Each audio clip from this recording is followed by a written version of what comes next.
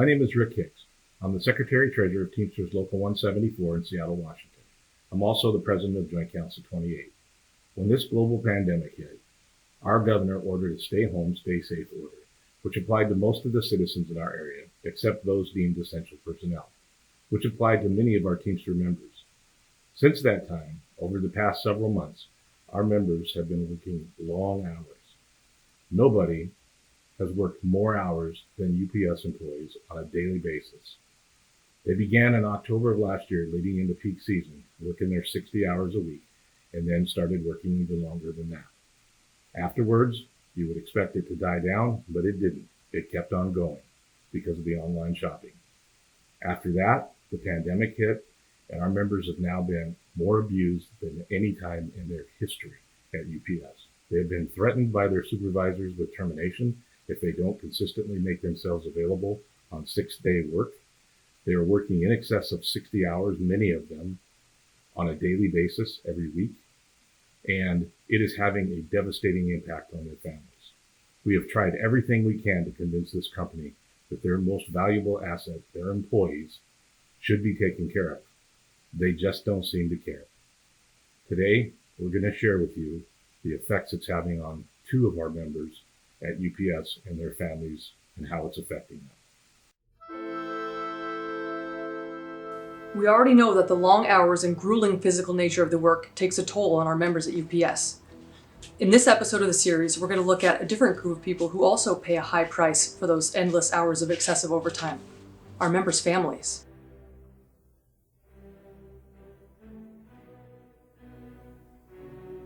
Sue has been married to shoreline driver Brian Lee for over 14 years, and they have 3 children together. Since the COVID-19 pandemic hit and UPS started slamming its employees with extreme forced overtime, their lives have been turned upside down. The closure of schools has left Sue stuck at home all day long with her 3 children, trying to balance online school, keeping up the house, keeping the kids entertained, and keeping her own sanity. All while her husband puts in longer hours than he ever has in his 25 years at UPS. When I called her, she was busy packing for a family camping trip, once again all by herself as Brian was stuck at work. Excited for vacation? Yeah. Spend some quality time with Dad? Yeah. Quality time with Dad has been in short supply these past months, as Brian works nearly 12 hours a day.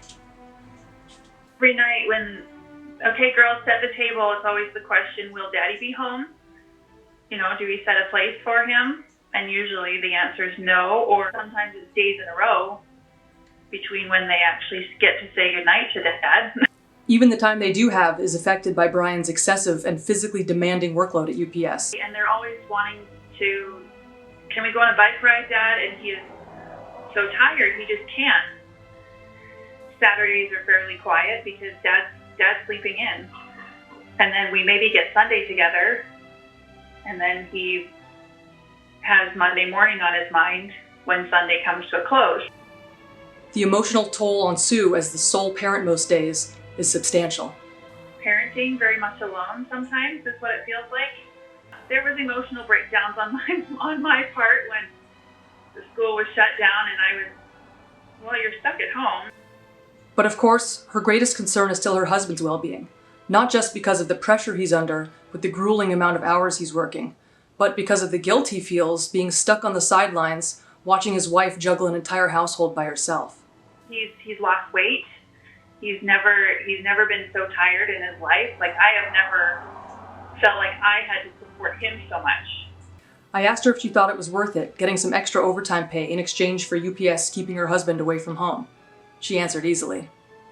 No, I'd rather have my husband home, and I'd rather have him healthy and not hurting because he's putting in physical hours. Mm-hmm. And the kids are always asking, you know, when's Dad going to be home?